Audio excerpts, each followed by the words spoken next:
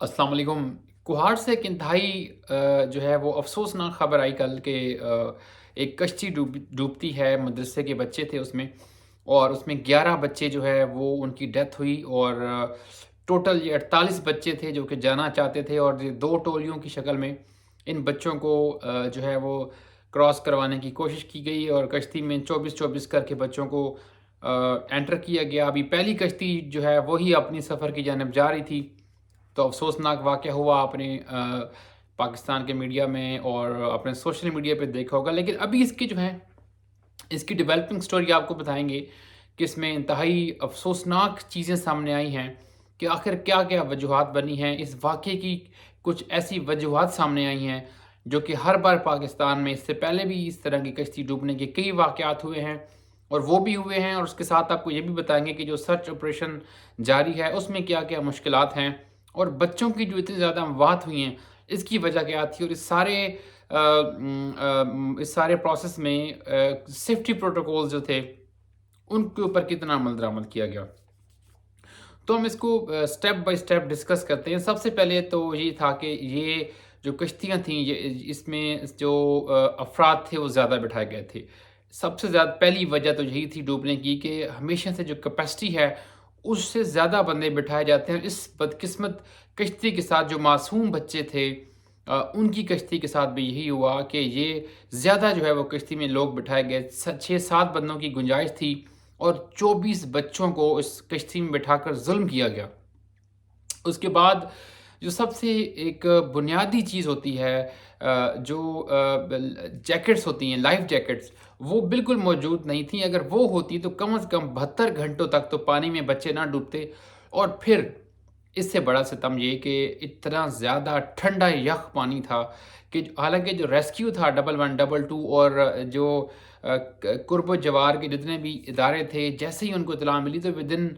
5 minutes जो हैं उनकी जो उन्होंने रिस्पॉन्ड किया। वहाँ पर कुहाड़ से टीमें आई, पेशावर से आई, लेकिन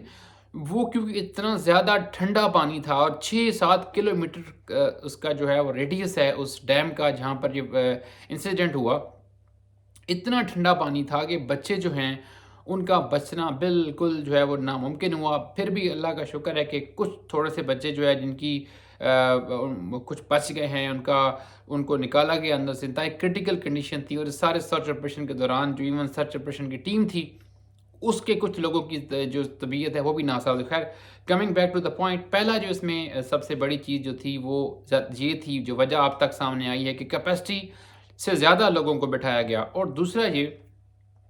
जब रेस्क्यू टीम वहाँ पर पहुँची है तो क्योंकि इस डैम को रोका गया है ताकि जो सर्च ऑपरेशन है उसको हम जल्दी से कंप्लीट करें और ये जो इसमें डेड बॉडीज़ हैं या अगर कुछ लोग ज़िंदा इसमें मौजूद हैं उनको बचाने के लिए, तो डैम जब बंद किए गए हैं उसके दरवाजे, तो उसके बाद जो पानी था वहाँ पर वो गदला पानी था। उस गदले पानी का ये नुकसान हुआ कि अब तो डेड बॉडीज़ ही होंगी वहाँ पर, लेकिन जब पहुँचे तो वहाँ पर उस वक़्त हो सकता था कि कुछ ऐसे बच्चे उनको मिलते, कुछ रेस्क्यू भी हुए, लेकिन ज़्यादा सक्सेसफुल इसलिए ये नहीं हुआ ऑपरेशन क्योंकि मौत ज़्यादा इसलिए हुई हैं क्योंकि गदला पानी था और जो रेस्क्यू टीम्स थीं, उनको नज़र नहीं था आ रहा, क्लियरली उनका जो विज़न था। और इतना बड़ा ये डैम है कि 6 किलोमीटर, आप खुद देखें, अच्छा खासा ये एरिया होता है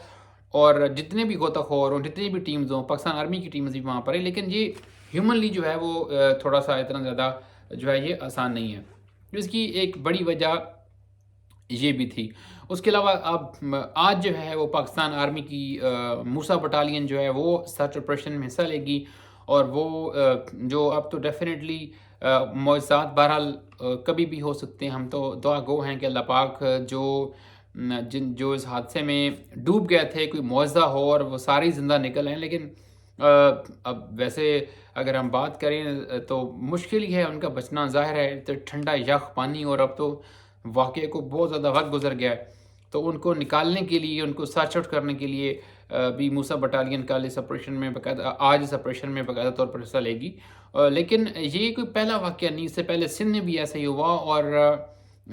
यकीन माने आज जिस तरह कोहाट उस डैम के किनारे पे पेरेंट्स अभी तक बैठे हुए हैं वहाँ पर, रात इन्होंने यहीं पर गुज़ारी है कोहाट में उस डैम के किनारे के ऊपर, कि किस तरह से वो बैठे हुए हैं और वो कहते हैं कि किस तरह हमारे बच्चे जो हैं यहाँ पर डूबे हुए हैं। वो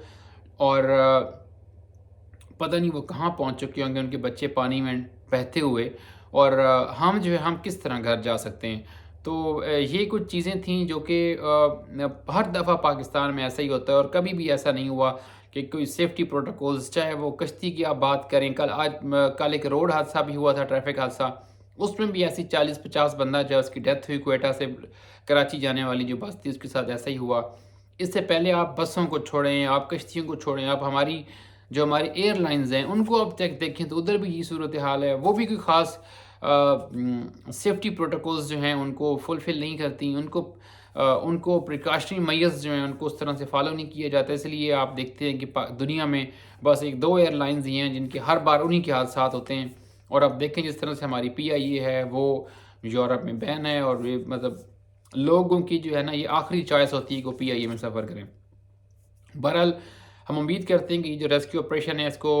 جلد از جلد مکمل کیا جائے گا، اور کوئی گورنمنٹ جو ہے اس کے اوپر کوئی قانون سازی کرے گی، کوئی ایٹ لیسٹ کوئی ایسی کچھ ایسی بارز ہونی چاہیے، کوئی ایسے پروٹوکولز کے کچھ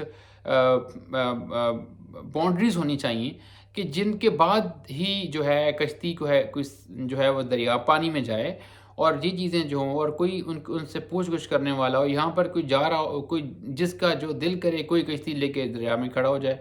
دنیا بھر میں آپ جہاں پر دیکھیں، آپ نے بہت کم واقعات دیکھے ہوں گے کہ کوئی شاذ و نادر ہی آپ کو کوئی واقعہ شاید نظر میں آئے، لیکن اس میں بھی آپ دیکھتے ہیں کہ لوگوں کی اموات بہت کم ہوتی ہیں۔ وجہ کیا ہوتی ہے؟ اموات نہ ہونے کی وجہ صرف یہی ہوتی ہے کہ ان سب لوگوں نے اپنے سیفٹی پروٹوکولز جو ہیں ان کو فلفل کیا ہوتا ہے، اور جو ان کے پاس یہ جو لائف جیکٹس ہوتی ہیں جسٹ سیفٹی کا، اپنی لائف سیونگز کے لیے جو بیسک پروٹوکولز ہیں اس کو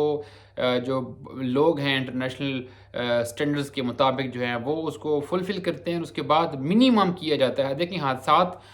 ہم روک نہیں سکتے لیکن ان کی شدت کو ہم کم ضرور کر سکتے ہیں۔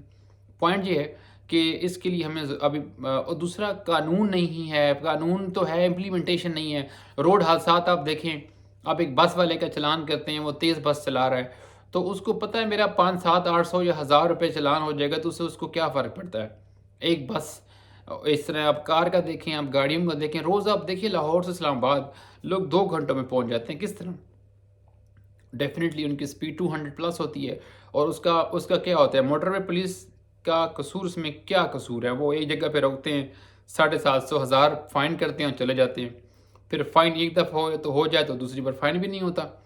اور مطلب اس کے اوپر نہ تو کوئی آپ کے لائسنس کے اوپر فرق پڑتا ہے نہ کچھ ہوتا ہے۔ بہرحال جی انتہائی افسوسناک واقعہ تھا کشتی والا، اور ہم امید کرتے ہیں کہ ہمارے ملک میں کچھ ایسے سخت قانون بنیں گے جس کی وجہ سے اس طرح کے حادثات نہیں ہوں گے، اور میک شور کیا جائے گا کہ کوئی بھی بندہ جو روڈ پہ آئے ایٹ لیسٹ جو بیسکس جو پروٹوکولز ہیں اس کو وہ فالو کر کے ہی آئے، تاکہ اس طرح کے حادثات سے بچا جا سکے۔ بہت شکریہ، السلام علیکم۔